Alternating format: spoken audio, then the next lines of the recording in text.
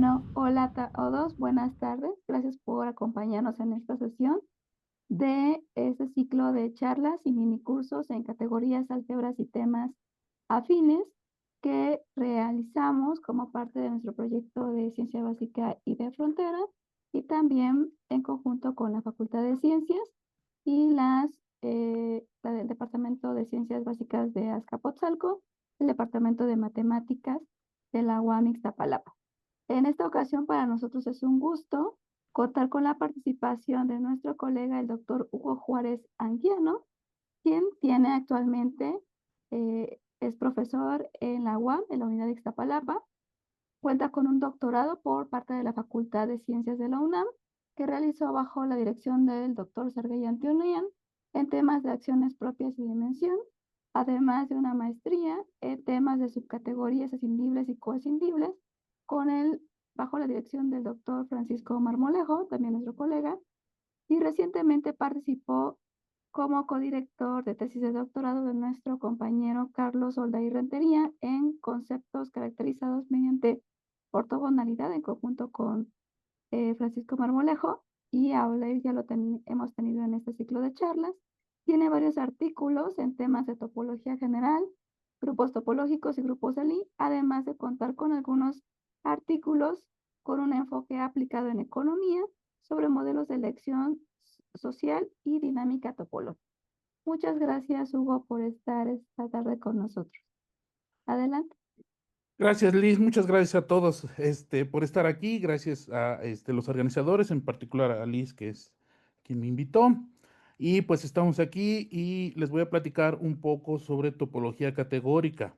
Es una área que me fascina también. Y parte de lo que les voy a platicar viene justo en mi tesis de maestría, subcategorías escindibles y coescindibles. Espero sea de su interés. Voy a compartir mi pantalla. Muy Adelante. bien. Entonces, los orígenes de la topología categórica van allá de los finales de los años 60 con la escuela alemana, y uno de los primeros problemas a los que se enfrentan o que les interesa es tratar de generalizar la noción de espacios conexos y disconexos en topología, ¿no? Entonces, eh, ¿por qué es el interés? Vamos a ver algunas de las propiedades de los espacios conexos, ¿no? Los espacios conexos son aquellos espacios topológicos que uno imagina de una sola pieza, ¿no? Que cada vez que se puedan escribir como la unión de dos abiertos, donde estos abiertos son ajenos, entonces alguno de estos dos abiertos debe ser vacío, es decir, no se pueden separar. Eh, una de las propiedades que uno se encuentra inmediatamente es que la imagen continua de un espacio conexo es conexa y que el producto de espacios conexos es conexo, entonces tiene propiedades externas muy buenas, ¿no? La clase ya es interesante desde este punto de vista. Otra propiedad que también es interesante es que si X tiene una cubierta de subconjuntos conexos donde estos se intersectan, entonces el espacio total tiene que ser conexo, ¿no? Son un tanto de propiedades que se pueden describir de manera externa.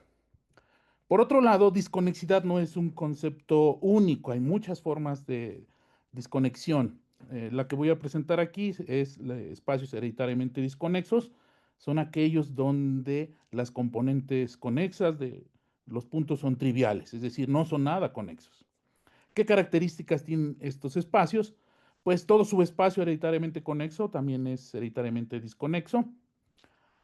También, al igual que en los espacios conexos, el producto de espacios hereditariamente disconexos es hereditariamente disconexo. Y la suma topológica de espacios hereditariamente disconexos también es hereditariamente disconexa, ¿no? Entonces, tiene propiedades externas muy importantes y por eso pareciera que se pudieran definir en categorías más generales que solo espacios topológicos. Como ya comenté, los pioneros en esta área son la escuela alemana con Herrlich, Prost y Strecker.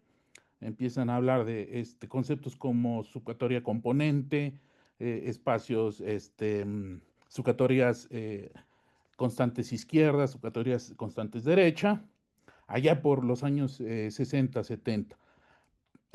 También la escuela mexicana se une a ellos con el profesor Roberto Vázquez y Graciela Salicrup, hacen también importantes aportaciones con las categorías conexión y coconexión.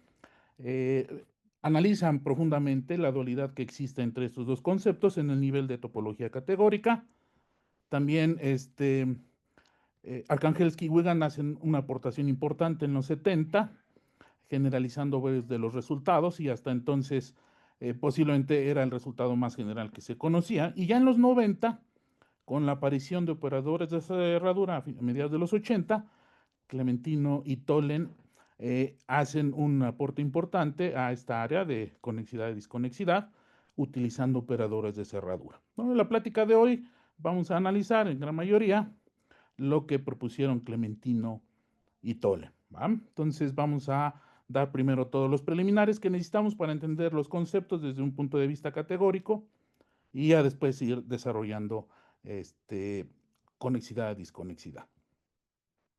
Para hablar de conexidad, disconexidad, primero tenemos que hablar en un nivel categórico de lo que vamos a entender por subespacios o imagen de una función continua. Se generaliza como una EM categoría, que es el concepto con el que empezamos. Entonces, una categoría se va a llamar EM categoría cuando esta es completa. A veces no se pide completa, sino simplemente que sea finitamente completa, y que tiene un sistema de factorización, es decir, todo morfismo F, se va a factorizar por medio de dos morfismos, donde el primero que se aplica va a estar en E y el segundo va a estar en M, ¿no? Entonces, al objeto que queda en medio es a lo que se le va a llamar la imagen del morfismo F. Además de la factorización, requerimos una propiedad que me va a hacer que esta factorización sea única, ¿no? Cada vez que yo tenga un cuadrado conmutativo donde la flecha del lado izquierdo es un morfismo en E y la flecha en el lado derecho es un morfismo en M, va a existir la diagonal de manera única. Va a existir este único morfismo que me hace conmutativo los dos triangulitos que aparecen, tanto el de arriba como el de abajo. Esta propiedad me generaliza la noción de imagen y de un morfismo, de una función continua, de un homomorfismo de grupos, de un homomorfismo de remódulos. A este sistema se le llama sistema de factorización ortogonal cuando cumple estas propiedades. Pero si además pedimos que M sea una subclase de monomorfismos, o equivalentemente sean epimorfismos, entonces el sistema se llama propio. Pero en general no necesariamente E son epimorfismos y M son monomorfismos, ¿no? De esta manera, una vez que ya tengo un sistema de factorización en una categoría, vamos a definir lo que vamos a entender por subobjetos de un objeto X, ¿no? Cada vez que tenga un objeto X en C, vamos a tener una clase preordenada de M-morfismos, es decir, van a ser morfismos con codominio X y cada uno de estos va a estar en M. Y los vamos a ordenar de la siguiente manera. Vamos a decir que el morfismo M va a ser menor o igual que N, si solo si existe un J que hace conmutativo este diagrama. Y vamos a decir que son equivalentes o isomorfos cuando se cumplen las dos condiciones, ¿no? Cuando encontramos el J que va hacia de izquierda a derecha y cuando tenemos un J que va de derecha a izquierda. De esta manera tenemos una clase preordenada de subobjetos, de elementos de morfismos que vamos a llamar subobjetos, y entonces ya podemos generalizar la parte de subespacios de espacios topológicos. Más interesante todavía es que cada vez que tengo un morfismo en C, vamos a tener una conexión de Galois, es decir, como la clase de subobjetos de C es una clase preordenada, entonces vamos a poder establecer estas dos funciones que preservan el orden y que además cumplen las condiciones clásicas de conexión de Galois, ¿no? Que f de f a la menos 1 de n es menor o igual que n, y f a la menos 1 de f de m es mayor o igual que m para cada subobjeto de C y para cada subobjeto de D. No quiero ahondar en lo que es una conexión de Galois. El próximo martes Jesús nos va a hablar de adjunciones y seguro va a poner esto como ejemplo, ya que una conexión de Galois es un caso particular de una adjunción, ¿no? Entonces, por lo pronto, esta conexión de Galois me da todas las propiedades que me enseñaron en teoría de conjuntos con la imagen y la imagen inversa de una función, ¿no? Satisface todas las propiedades y por lo tanto puedo trabajar desde un nivel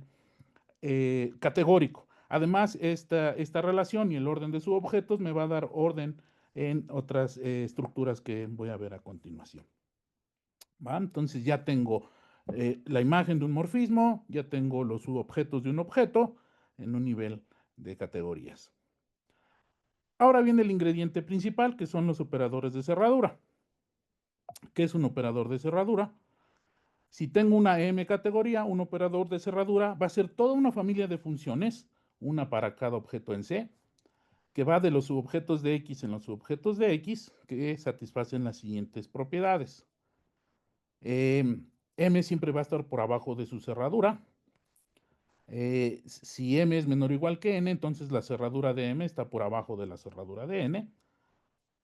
Y además el ingrediente importante es que si tengo un morfismo en C, este va a ser C continuo, lo que significa es que F de la cerradura de un subobjeto va a ser menor o igual que la cerradura de F del subobjeto, ¿no? La clásica propiedad de continuidad de espacios topológicos se traduce en esta definición. Este concepto lo trajo hacia nosotros Dikranjan y Julia ya a mediados de los 80.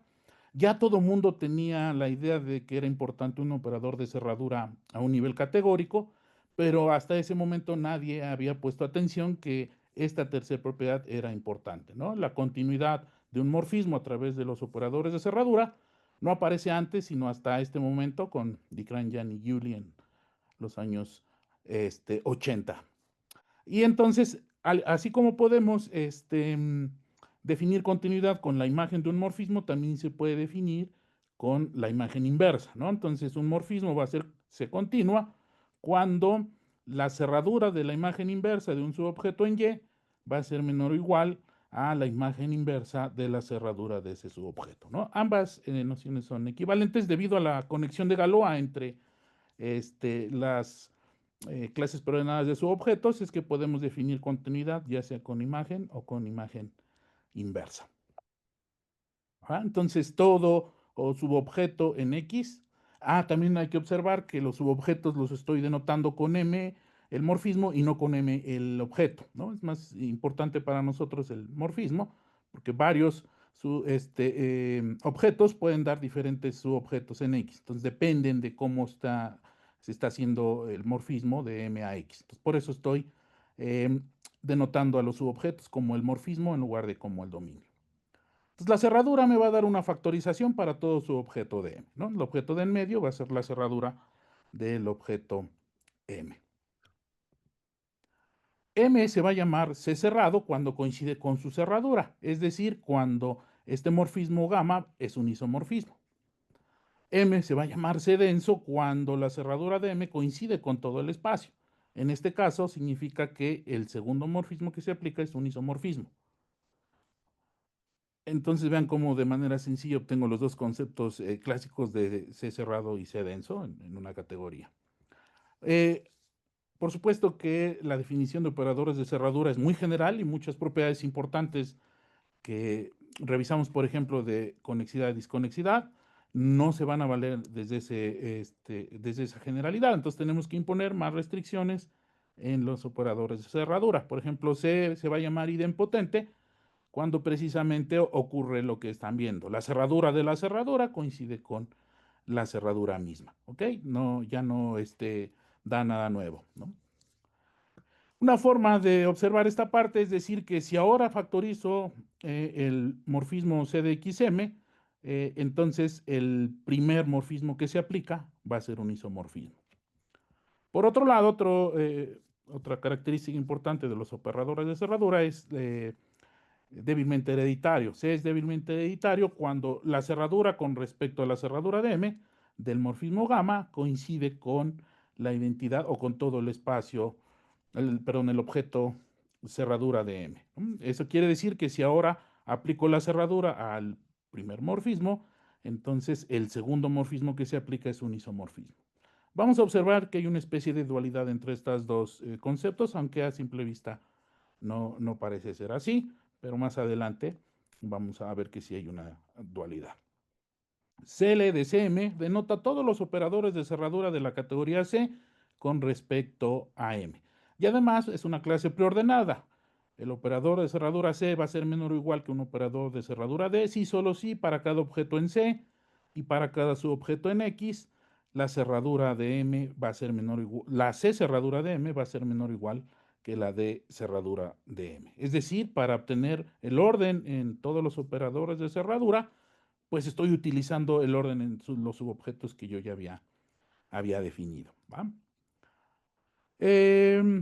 Un teorema importantísimo es, pues, de las cosas que uno quisiera que se cumplieran de espacios topológicos a esta generalidad.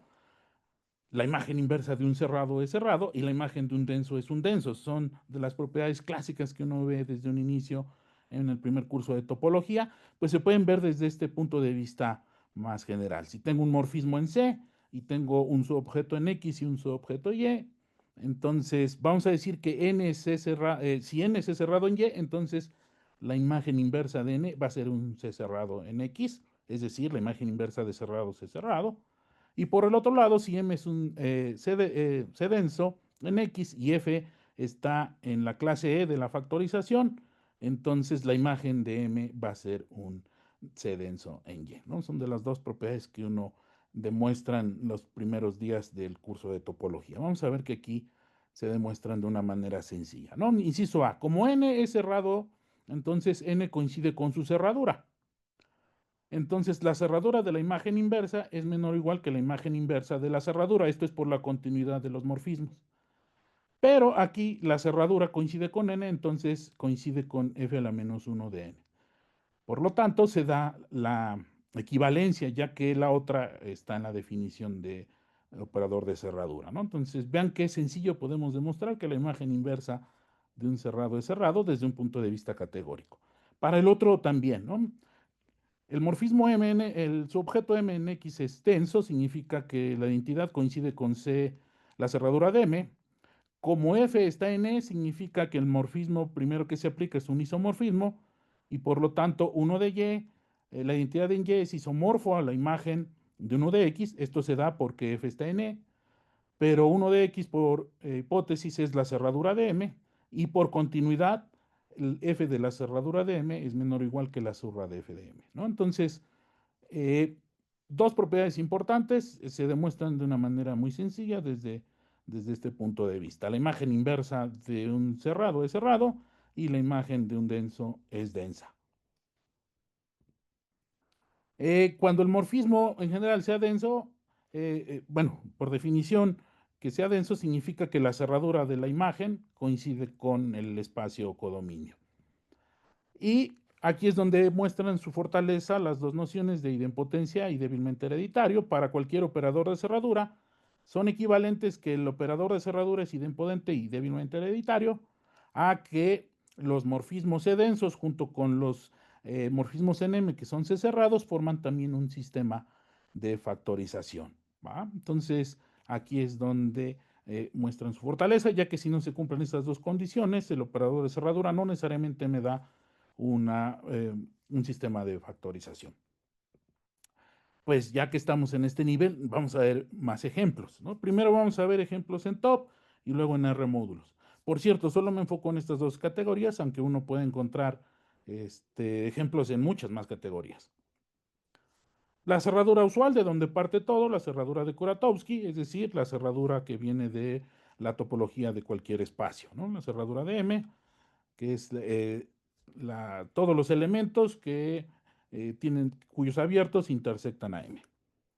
Una cerradura nueva es la teta cerradura, es todos los puntos en X, tal que toda vecindad cerrada intersecta M, es decir, no me fijo en todas las vecindades como en el Kuratowski, sino me fijo nada más en todas las vecindades cerradas. El Kuratowski es débilmente hereditario e idempotente. La teta cerradura no cumple ninguna de las dos condiciones. No es ni débilmente hereditario ni idempotente. La cerradura con, que es tomar la unión de todas las componentes conexas de los puntos de M, es un operador de cerradura idempotente, pero no débilmente hereditario. El operador de cerradura Q, que va a ser la intersección de todos los subespacios cerrados y abiertos que contienen a M. También es un operador de cerradura idempotente, pero no débilmente hereditario. Y el operador de cerradura PAD, que es la unión de todos los puntos de X tal que hay una trayectoria que une a X con algún punto de M, ¿no?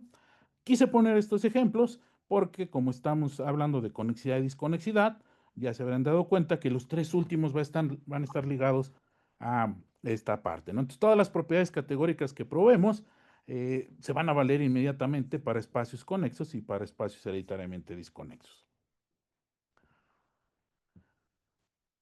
Vamos al lado del álgebra. Entonces, recordemos que un R-módulo, bueno, la categoría de R-módulos, primero necesitamos un anillo asociativo con uno. Entonces, la categoría de R-módulos es todos los grupos abelianos donde R actúa con las operaciones de anillo y entonces me convierte al grupo abeliano en un R-módulo, ¿no? Entonces, la categoría de R-módulos, yo creo que bien conocida para todos nosotros, es, digamos que la categoría en el sentido del álgebra donde mejor podemos observar ejemplos de operadores de cerradura. Un concepto que me parece ya revisaron en las sesiones anteriores es la de preradical. Voy a dar brevemente su definición. Un preradical en R es un funtor de R módulos, en R módulos tal que para cada homomorfismo F de M en N existe el diagrama conmutativo abajo, ¿no? Los I son encajes, quiere decir que un radical es un submódulo del módulo M que además hace conmutativo los diagramas de este tipo. Radicales, todos los prerradicales de un anillo forman una retícula completa. Bueno, es una forma compacta de representarlos. Un prerradical es un funtor que además tiene una transformación natural, ¿no? Es la manera más general de definir a un prerradical.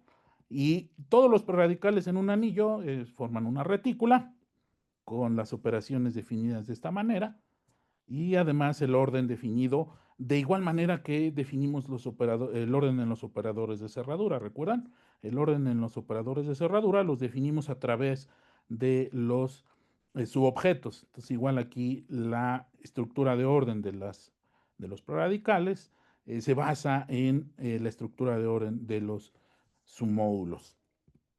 Los dos ejemplos que me vienen a la mente que son más sencillos es el soclo de M, que es la suma de todos los submódulos semisimples, perdón, simples de M. Un módulo es simple si no tiene submódulos propios más que el cero. Y el radical de Jacobson, que es la intersección de todos los submódulos maximales de M, ¿no? Son los clásicos radicales que uno estudia en el primer curso de R módulos. También hay conceptos importantes dentro de la teoría de preradicales. Un preradical es idempotente si se aplica dos veces, es lo mismo que aplicarlo una vez. El preradical se llama radical si el sigma del cociente me da cero, se anula. Y aparecen dos clases importantes de remódulos para cada preradical.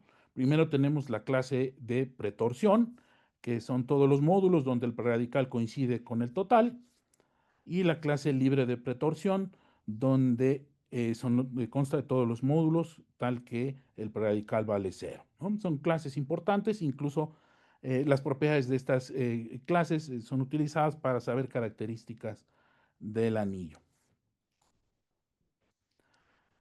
Los operadores de cerradura en RMOD están estrechamente relacionados con los preradicales por lo siguiente: dado cualquier operador de cerradura, entonces, aplicar el operador de cerradura en el cero me da un preradical. Satisface las mismas propiedades. Si uno checa rápidamente la definición de operador de cerradura y de preradical, se va a dar cuenta que la cerradura del cero es precisamente un preradical en RMOD. Y al revés, si tengo un preradical me va a generar todo un intervalo de operadores de cerradura. El más pequeñito es el operador min, que se define de esta manera: min de un submódulo en M va a ser el submódulo más el preradical aplicado en M, y vamos a tener un operador de cerradura máximo que es max aplicado en N, va a ser la imagen inversa de aplicar sigma al cociente de M sobre N, tal que P es la proyección natural de M en el cociente de N sobre M, ¿no? Entonces uno puede checar fácilmente que son operadores de cerradura y además satisfacen la siguiente propiedad.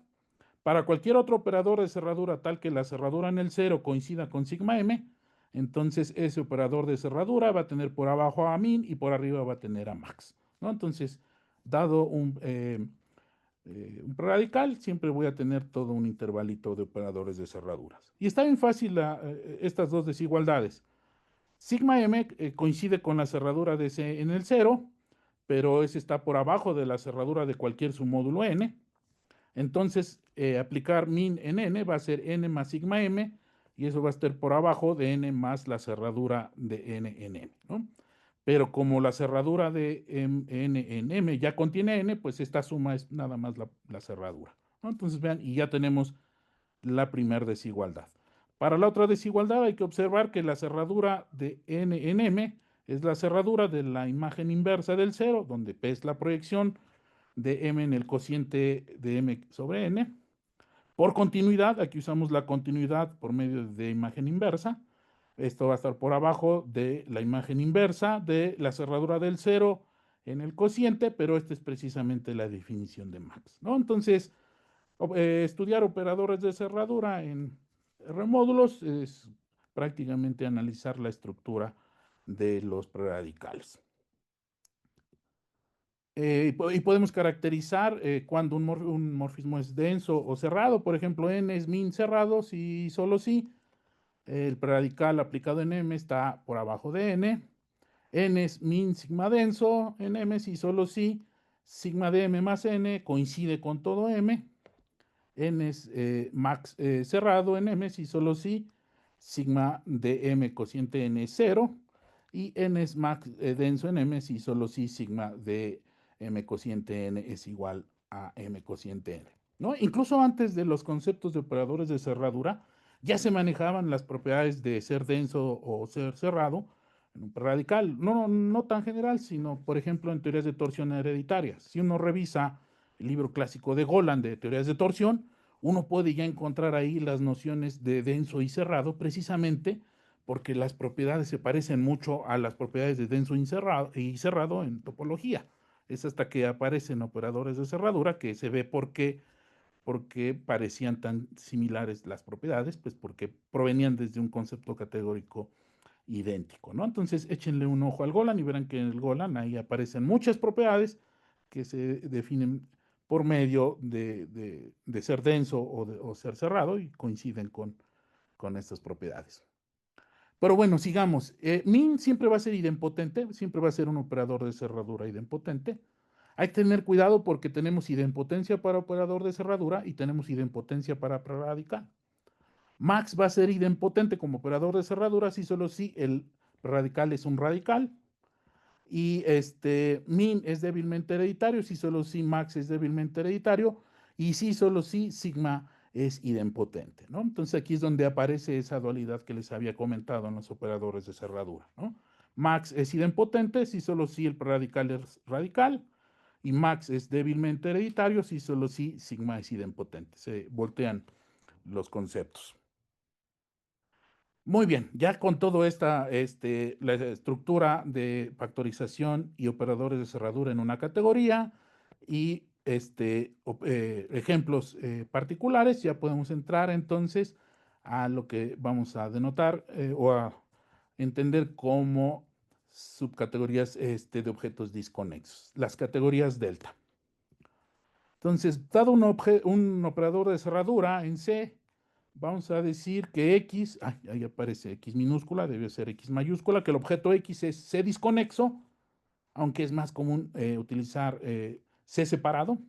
Si cada vez que tengamos dos morfismos de YX y un subobjeto en Y tal que M bolita M es igual a B bolita M, es decir, tal que M los iguala, entonces la cerradura de M también los va a igualar. U bolita la cerradura de M es igual a B bolita la cerradura de M. ¿Va? Entonces, delta de C denota la subcategoría plena, es decir, vamos a considerar todos los morfismos en C de objetos C disconexos. ¿Qué propiedades tienen estas subcategorías?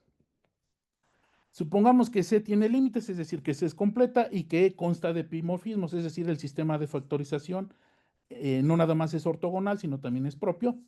Entonces, la categoría delta es cerrada bajo monofuentes y en particular es cerrada bajo límites y es una subcategoría reflexiva. ¿Ok? Entonces significa que tiene propiedades muy importantes. Muy en particular les puedo decir que esto significa que delta de C es cerrada bajo productos y bajo subobjetos. Además, X va a ser C disconexo si solo si el morfismo diagonal es C cerrado. Entonces tenemos una forma alternativa de definir objetos C disconexos a través de la diagonal del morfismo. Y es esta parte que vamos a dualizar para ver las categorías de objetos conexos. ¿Qué significa que sea cerrada bajo monofuentes? Pues primero vamos a revisar lo que significa que sea una monofuente. Primero, una familia de morfismos que tiene el mismo dominio se llama fuente, y esta fuente va a ser monofuente cuando es como un monomorfismo múltiple. Cada vez que tenga dos morfismos de y a x, y cada vez que sean iguales cuando los compongo con esta familia de morfismos, entonces ellos dos tenían que ser iguales. Por eso, en particular, todos los subobjetos y todos los productos satisfacen estas dos propiedades. Entonces, lo primero que obtenemos es que delta de C es cerrada bajo subobjetos y bajo productos de forma general para cualquier operador de cerradura. Y la demostración igual es muy sencilla, que delta de C sea cerrada bajo monofuentes. Primero tomamos una monofuente tal que todos los objetos codominio están en delta de C y queremos probar que X también pertenece a delta de C. Entonces, por definición, vamos a tomar dos morfismos de y a x y vamos a suponer que todos los subobjetos los igualan, ¿no? Que U bolita M es igual a B bolita M. Queremos demostrar que entonces también la cerradura de M los iguala. Entonces tomamos la composición con la monofuente y entonces lo podemos por la definición de delta cerrado. Entonces los XY son delta cerrados, entonces significa que cumplen esta propiedad hasta los XY. Pero entonces como X es monofuente podemos cancelar y nada más me quedo con U bolita CM igual a B bolita CM, ¿no? Entonces la propiedad de ser monofuente, un concepto muy importante. Con esta demostración tan corta podemos probar que entonces X está en delta de C. Entonces delta de C es cerrada bajo monofuentes, en particular bajo subobjetos y bajo productos. Lo mismo que esa definición de C disconexo coincide con que la diagonal sea delta cerrada, también es muy fácil. Si tomamos un objeto en la categoría delta, entonces la diagonal es el igualador de las proyecciones. Además, podemos probar que se cumple esta igualdad. Hay que construir el diagrama adecuado y verán que se cumple esa propiedad. Pero además, como delta de x es el igualador, entonces hay un morfismo de C de delta de x a delta de x, y eso me garantiza que la cerradura de delta de x está por abajo de delta de x. Por lo tanto, coincide y por lo tanto la diagonal es un encaje C cerrado. Al revés también, si suponemos que x es cerrado por medio de la diagonal en x cruz x, vamos a ver que cumple la definición de ser disconexo. Entonces tomamos dos morfismos de y a x, tales que U bolita M es igual a B bolita M. Queremos demostrar que entonces también la cerradura de M los iguala. Entonces tenemos este diagrama conmutativo. Aquí a mi derecha tengo la diagonal. Aquí abajo tengo el inducido por U y por B. Entonces hay un morfismo de Y a X que se llama U. Hay un morfismo de Y a X que se llama B. Entonces hay un inducido y así lo llamo. Aquí arriba está la composición U bolita M y aquí abajo es el encaje como subobjeto de Y, ¿no? Tengo este diagrama conmutativo, hago la factorización de M y como la diagonal es cerrada, existe un único T. Este T es único porque la diagonal es cerrada. Pero entonces lo que resta probar es que U bolita la cerradura de M y U y B bolita la cerradura de M también hacen conmutativo este diagrama, ¿no? Es fácil probar, hay que perseguir diagramas y uno observa que entonces cada uno de estos dos morfismos hacen lo mismo que T, pero T es único, por lo tanto esos dos morfismos deben ser igual. Por lo tanto, que X sea delta cerrado, que sea C cerrado en su diagonal, me garantiza que entonces el objeto es disconexo. Entonces, todas las propiedades que vemos aquí se prueban de manera más sencilla con métodos categóricos muy fáciles y persiguiendo diagramas, justo como uno comienza estudiando categorías. Una caracterización importante de las subcategorías delta es la siguiente. Una subcategoría B cualquiera en C va a tener la forma delta de C para algún operador de cerradura, si solo si satisface la condición delta. Entonces, la condición delta es a veces muy útil para determinar o detectar cuando un objeto, ya cuando estamos en categorías particulares, pertenece o no, perdón, es cuando la subcategoría es de la forma delta de C o no. Entonces, para cualquier fuente, vean cómo estamos hablando de cuadrados, no de objetos. X, aquí es X cruz X y aquí es BI cruz BI. Entonces, para cualquier fuente donde los codominios están en B y además la diagonal de X es isomorfo a la intersección de las imágenes inversas de todas las diagonales de BI, tenemos que entonces X pertenece a B. Si logramos probar que esto se satisface, entonces B tiene que ser una subcategoría delta. Y además podemos describir cuál es ese operador de cerradura. El operador de cerradura regular se define de esta manera, como la intersección de las imágenes inversas de diagonales, tal que los morfismos van de X a B cuadrada, donde B es un objeto en B, y la imagen de M está por abajo de la diagonal en B. Este es el operador de cerradura regular y siempre es idempotente. Y entonces, por lo tanto, se satisface estas propiedades generales. Si sub de C consta del conglomerado de todas las subcategorías plenas de C, ordenadas parcialmente por inclusión, entonces tenemos una conexión de Galois entre la clase preordenada de subcategorías de C con el orden opuesto y la clase preordenada de los operadores de cerradura de C con respecto a M, ¿no? Aquí arriba está la delta, cada operador de cerradura le asignamos una subcategoría de C y aquí abajo está el operador de cerradura regular, ¿no? Entonces delta es adjunto izquierdo a regular y por esta adjunción o por esta conexión de Galois se satisfacen estas dos propiedades. Es interesante también saber que esta correspondencia se conocía incluso antes de tener la noción de operadores de cerradura. Salvani en los años 70 describió esta correspondencia, entonces ya se tenía la existencia de operador de cerradura regular. Como les comentaba, operadores de cerradura están, yo creo que desde que Birkhoff utilizaba retículas, pero sin embargo nadie había puesto atención que los morfismos tenían que serse continuos, ¿no? Entonces Dikranjan y Giuli lo que agregaron fue que todo morfismo debería serse continuo y entonces ya se dio un concepto que pues rápidamente mostró su fortaleza, ¿no? Entonces, esta correspondencia se conoce incluso desde los años 70, antes de que los operadores de cerradura, como los acabo de definir, vieran la luz, ¿no? Entonces, ejemplos.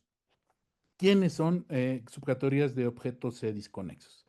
Primero, en topología. Si K es el operador de cerradura usual, delta de K es precisamente la categoría de espacios de Hausdorff. Por eso es que a veces es más común llamarle a esta categoría la subcategoría de espacios separados o C separados.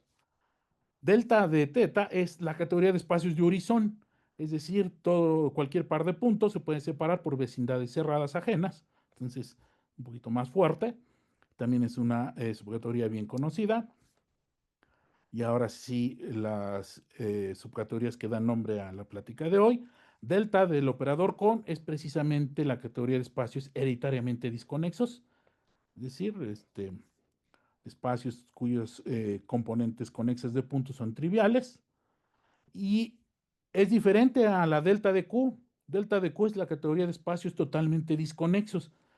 Un espacio es totalmente disconexo si la casi componente de todo punto es trivial, ¿no? La casi componente de un punto se define como la intersección de todos los subespacios cerrados y abiertos de X, ¿no? Entonces, me da dos subcategorías distintas.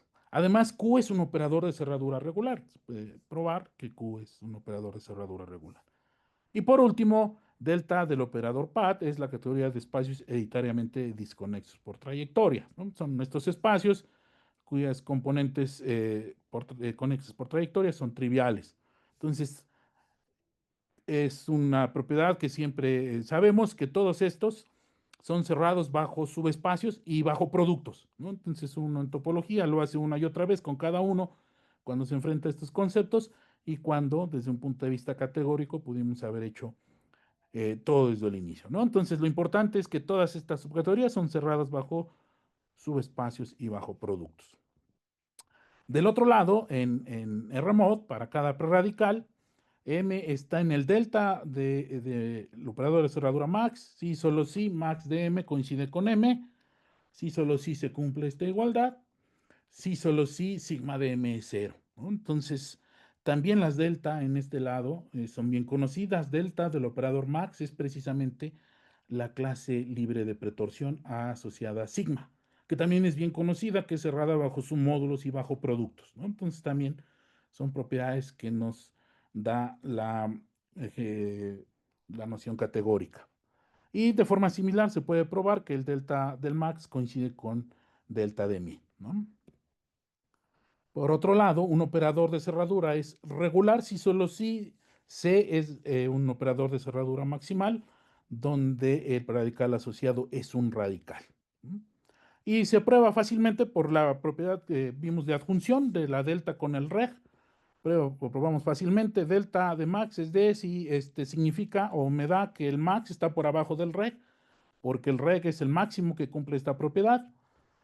Y por otro lado, como el max del cero coincide con sigma de m, max es el máximo que cumple esta propiedad, por lo tanto, max está por arriba del reg. Y por lo tanto, max es igual al operador de cerradura regular. Aquí utilicé las propiedades.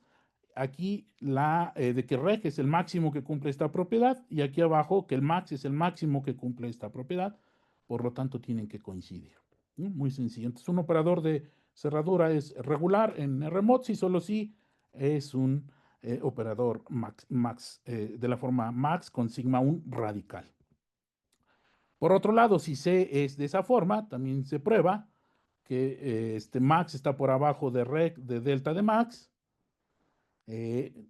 Y además, como sigma es un radical, el cociente de m sobre sigma está en la clase libre de pretorsión, que es la delta de max.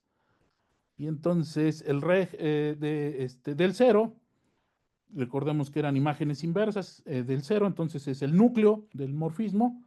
El reg es el núcleo de todos los morfismos, entonces sigma solo es uno de estos, por eso queda por arriba. Y por lo tanto, también max es un operador de cerradura regular. Vamos del otro lado, subcategorías de Nabla.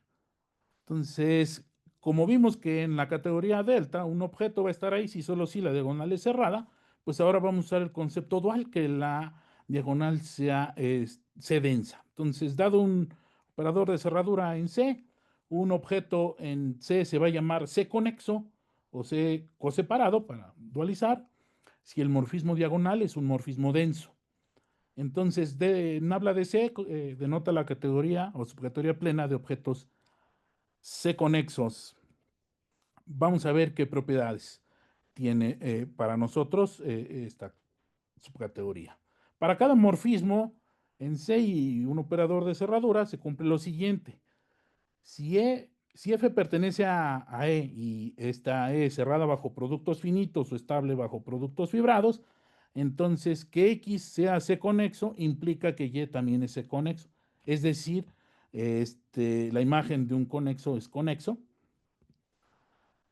También tenemos que si F está en M y es denso con C idempotente y finitamente productivo, un operador de cerradura es finitamente productivo si C conmuta con el producto, ¿no? Es decir, si C de M, si tenemos un producto, la cerradura de M cruz N es igual a la cerradura de M cruz la cerradura de N, ¿no? Conmuta el producto y el operador de cerradura. Se cumplen estas dos condiciones en C, entonces que X esté en habla de C implica que Y está en habla de C, ¿no? Es decir, si esto generaliza el resultado de que si tengo un subconjunto, un subespacio conexo, entonces la cerradura de este subespacio también va a ser conexa.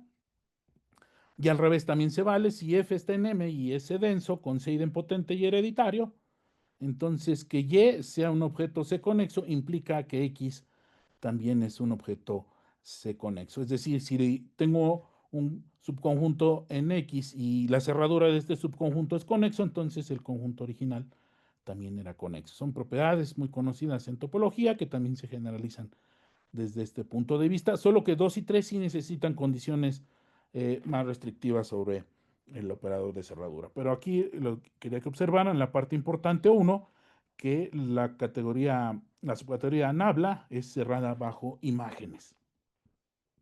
Bueno, igual que hace rato, necesitamos propiedades de los operadores de cerradura para ir demostrando cada una de estas tres propiedades. Un operador de cerradura es hereditario cuando se cumple esta condición. Si tengo dos subobjetos donde n es menor o igual que m, la cerradura de n en m va a ser igual a la cerradura de x en n intersectado con m. Muy, muy clásica la noción de ser hereditario. Entonces, la demostración es muy sencilla. Hay que perseguir este diagrama y las propiedades que acabo de enunciar. Entonces, F cruz F está en E, como delta de X es C conexo, entonces, por la proposición anterior, esta composición es C conexa y por lo tanto, si tengo esta composición en los morfismos C densos, entonces el segundo que se aplica tiene que ser C denso. Y ya obtengo que si la diagonal en X es C denso, bajo F, la diagonal de Y también va a ser C denso.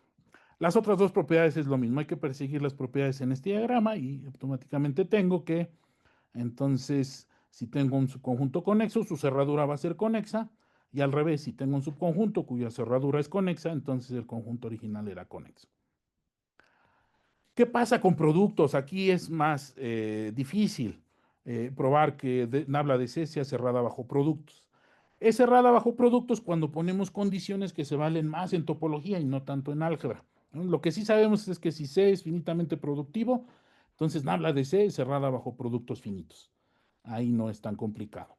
Para productos en general tenemos que ver una propiedad que se puede ver como la topología de un espacio producto. Recuerden que la topología de un espacio producto no es tomar todos los abiertos, subconjuntos propios abiertos en cada uno de los factores, sino tomas en un conjunto finito los abiertos y en todos los demás consideras todo el espacio. Algo así tiene que ocurrir con el operador de cerradura para que podamos probar que Nabla de C es cerrada bajo productos, ¿no? Entonces, vamos a decir que el operador de cerradura tiene la propiedad de estructura finita para productos si la cerradura de M en un producto se puede ver como la intersección de las imágenes inversas de las cerraduras de las imágenes de M, donde estas P son proyecciones con un número finito de factores, ¿no?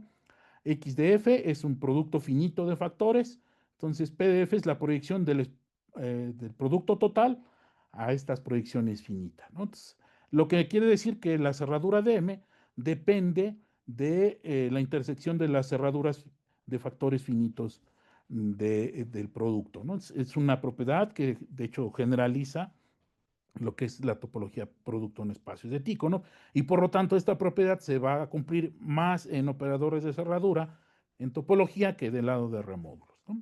Entonces, si C es idempotente, además necesitamos esa propiedad, finitamente productivo y satisface esta condición, entonces Nabla de C es cerrada bajo productos en C cuyas proyecciones pertenecen a E, ¿no? Entonces, bajo estas condiciones sí podemos probar que algunos operadores de cerradura sí cumplen que su categoría NABLA es cerrada bajo productos. En el caso de álgebra no necesariamente NABLA de C va a ser cerrada bajo productos. Tenemos una caracterización análoga o dual a la de los operadores de cerradura regular. Entonces, una subcategoría ADC es de la forma NABLA de C para algún operador de cerraduras y solo si satisface esta condición. Esta condición es una especie de dual a la condición delta. Aquí tenemos que agregar delta de X porque recuerden que no necesariamente E es una clase de epimorfismos, pero si E es una clase de epimorfismos, aquí podemos quitar el delta de X y nada más queda esta unión. Y entonces tenemos el operador de cerradura dual, que es el corregular, que se define de esta manera. Lo mismo también, si desde un inicio decimos que E consta de epimorfismos, entonces aquí podemos quitar M, y entonces satisface la relación dual a la que satisface delta con el operador de cerradura regular. Existe una conexión de Galois de los operadores de cerradura en C y las subcategorías plenas de C bajo esta adjunción o conexión de Galois, ¿no? Correct es adjunto eh, izquierdo a Nabla y además se cumplen estas dos condiciones. Esta, a diferencia de la relación con los operadores de cerradura regular, no se conoció hasta que aparecieron ya el concepto general de operador de cerradura. Ejemplos en espacios topológicos, Nabla de K es la categoría de espacios irreducibles, es decir, aquí un espacio es irreducible si todos sus abiertos no vacíos intersectan. Nabla de teta es la categoría de espacios donde todas las vecindades cerradas se intersectan. Nabla de con es precisamente la categoría de espacios conexos y con es idempotente y además es satisface la condición de estructura finita de productos, por lo tanto aquí Nabla de con es cerrada bajo productos y como ya habíamos visto también es cerrada bajo imágenes.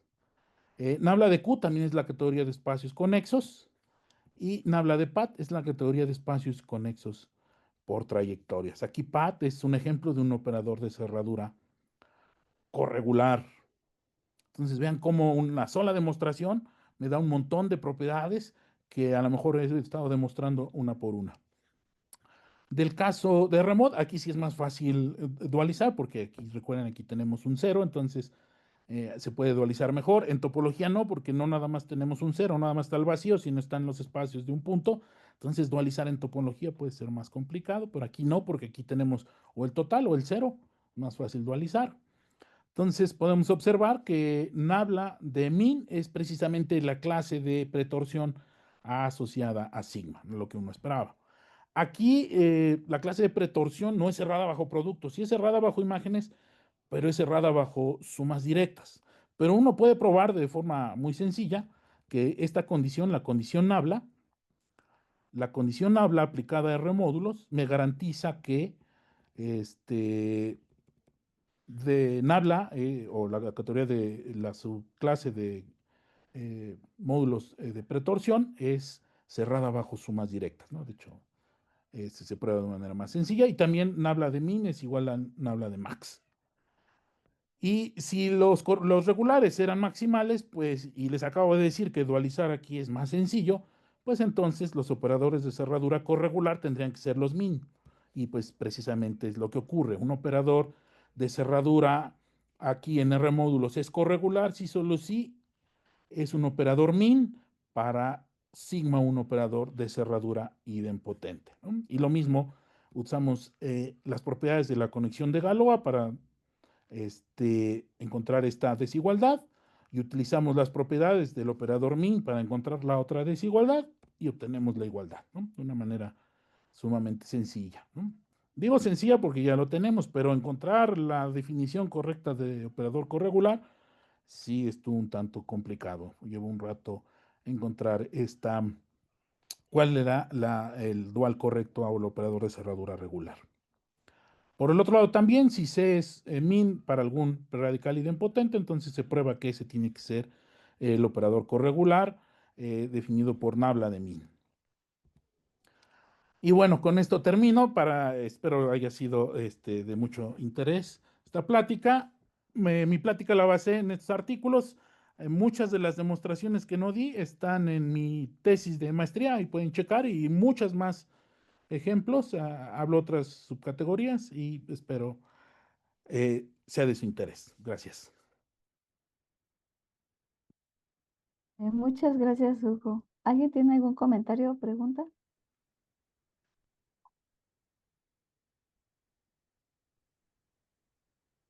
Mm. Bueno, a mí me resulta interesante, Hugo, cómo a través de los operadores delta y nabla y podemos recuperar, dado un preradical, podemos recuperar la parte de torsión y la parte libre de torsión respectivamente, ¿no? Como nos explicaste, ¿no? Sí, Eh, para mí cuando lo revisé fue interesantísimo, ¿no? Cómo estar Ujú. Bueno, yo que llegué del lado de la topología, Ajá. cuando llevé R módulos, con Pepe Ríos y ver la clase de pretorsión y clase libre de pretorsión fue algo fascinante, ¿no? Que provienen de conexidad y disconexidad. Sí, es muy, muy interesante esa parte. Sí, yo la verdad, la primera vez que vi este enfoque usando operadores cerradura, que por cierto tienen, no necesariamente son los operadores de cerradura que pensamos en álgebra, cuando pensamos en conexiones de y así, ¿no? Ujú. O sea, como que uno implica el otro y estos son más generales, según entiendo. Sí, ¿no? Sí, la parte Ajá, importante aquí es la continuidad de los morfismos, ¿no? ajá, Sí, porque hay operadores de cerradura, te digo, incluso ajá. desde Birkhoff, ¿no? Allá a inicios del siglo pasado, ya estaba en retículas, ¿no? Esa condición de continuidad es la que hace que, si mal no recuerdo, creo que está en el libro de Dikranjan, y que pues que Dikranjan tiene en su libro, Sí, es el que establece la conexión con los prerradicales, ¿no? La, exacto. la condición que cumplen pues de que te dan sus módulos, o bueno, yo pensando en módulos, te dan Ujú. sus módulos totalmente invariantes, ¿no? De que f de Rm está contenido en R de n y f va de m en n. Esa es la condición que es como la contraparte. Correcto, la continuidad es lo que hace la relación con los prorradicales, justamente esa condición, y que hace que un prorradical sea totalmente invariante, ¿no? Y, Siempre queda y, por abajo de la cerradura y por lo tanto siempre va a estar invariante, ¿no? y que por cierto hace poco platicaba con Rodrigo sobre Dick Kranjan y le decía que la primera vez que supe de dónde venía el origen de la palabra prerradical, que se la acuña a Maranda, pues no fue en Ujú. un artículo de álgebra, sino más bien en un artículo de Dikranjan y Tolen, creo. Y bueno, por aquí voy a dejar en el, en el chat la liga por si alguien más lo quiere checar. Ahí cuenta un poquito, ¿no? Y bueno, a mí se me hizo muy interesante la charla, Hugo. Y siempre eres muy generoso explicándonos todo muy bien. Y hay una Muchas pregunta gracias. y hay una pregunta en el chat de Lázaro Alonso. Dice, en categorías con colímites finitos, la conexidad definida con coproductos, ¿qué tanto se parece a esta perdón, a esta conexidad que nos presentas? Mira, no sabría decirte, pero no me sorprendería que coincidieran. Yo me basé o traje ejemplos en topología y porque aquí, para no ahondar más, ¿no? Pero, por ejemplo, en gráficas también se utilizan operadores de cerradura y también hay un operador de cerradura que conexidad con ese operador de cerradura coincide con que una gráfica sea conexa, ¿no? Es que todos los nodos estén conectados. Y no me sorprendería que alguna noción de conexidad que aparece en otro lado se pueda recuperar con la noción de conexidad desde un operador de cerradura. Sí, sí hay ejemplos en otras categorías donde la conexidad que aparece en esas categorías que no tiene nada que ver con topología se puede observar desde este punto de vista más general. Muy interesante. Hay otra pregunta más de Lázaro Alonso. Dice, ¿y sabe en una situación de precohesión entre dos topos qué tanta relación hay entre el funtor de partes y esta conexidad? Mira, yo creo que ese tipo de preguntas serían preguntas abiertas porque precuestión es un concepto muy actual que está manejando y no he visto que haya una relación o que alguien haya relacionado operadores de cerradura con precuestión. Pero si uno empieza a lo mejor buscar relación, podría encontrar cosas interesantes, ¿no? Hasta el momento no he visto que o que haya artículos que relacionen estos dos conceptos, pero sí se podría hacer y a lo mejor es algo publicable porque no hay esta relación hasta el momento. Muchas gracias, Hugo. Finalmente, si alguien deseara contactarte y ponerse más en directo contigo, ya sea por información o material, ¿cómo pueden contactarte? Claro que sí, le estoy escribiendo mi correo. Este, en mi tesis, les digo, demuestro muchas cosas que mencioné, las demuestro a todo detalle. También está esta parte de categorías de objetos discretos e indiscretos también, y subcategorías escindibles y coescindibles. Estos son otros ejemplos y cómo se relacionan. Ahí pueden verlo En mi tesis también hay preguntas abiertas, por si quieren, me escriben, les mando la tesis, o si buscan en el repositorio de la UNAM, ahí también aparece y la pueden descargar. De acuerdo. Por ahí quedó tu correo, creo que no. Sí, lo acabo de escribir, Ah, ya ve, pues ya hjuarez@izt.mx. quedó. ¿Sí? Sí. Muchísimas gracias, Hugo. No, gracias a ti, gracias a todos por estar aquí y espero les haya gustado. Pero a mí sí me hace un Sí, tema muy interesante. sí, es muy interesante y de hecho, bueno, también es también para hacer notar que hay muchos temas presentes, actuales también en topología categórica, porque alguna vez un estudiante nos preguntó qué era esto de la topología categórica, ya que en México lo que conocía es un libro que creo que fue póstumo a la muerte de Graciela Salicrup, que se publicó en estos temas. Lamentablemente no dejaron descendientes por precisamente el repentino fallecimiento o accidente de Graciela, no se siguió, pero México era una potencia en la topología categórica, ¿no? Roberto Vázquez y Graciela están muy cercanos a la escuela alemana y hay muchos trabajos, incluso de categorías de conexión y coconexión, que lamentablemente ya nadie siguió porque pues Graciela empezó matemáticas muy grande y falleció muy joven, entonces no le dio tiempo de dejar descendientes, ¿no? Pero hay grupos de topología categórica, están en Portugal, está en Australia, en algunos todavía, y en Sudáfrica me parece que es donde todavía hay grupos fuertes de topología categórica. Y en Puebla también un poco, ¿no? Ah, sí, Bien. se me olvidaba, sí, claro, Puebla también tiene ahí profesor Angoa, el profesor eh, Contreras también están muy fuertes ahí trabajando en su seminario de topología categórica, sí. De acuerdo. Bueno, muchas gracias. Si no tienen ningún otro comentario, nos despedimos, Gracias, que estén bien, ¿no? saludos a todos. Bueno, Nos vemos. muchas gracias, Hugo. Gracias, hasta luego.